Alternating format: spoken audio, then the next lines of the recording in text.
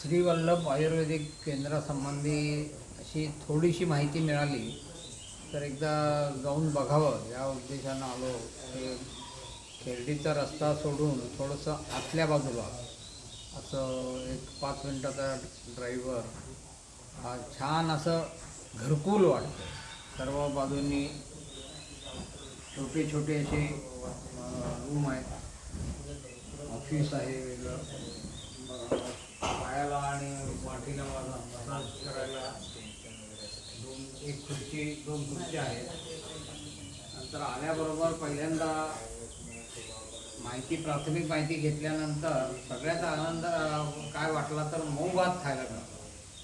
म्हणजे मऊ भात आपण घरी जसं खातो तसं म्हणजे घरगुती वातावरण निर्मिती जाणवली पूर्णपणे. तर आजोबा पण जायला निघाल्यावर विचार करतो चहा घेऊन जा म्हणजे इतकं आदर्श सगळीकडे दिसतंय. त्यामुळं अर्धा रोग काय असला कोणाला तर तो सुरुवातीच्या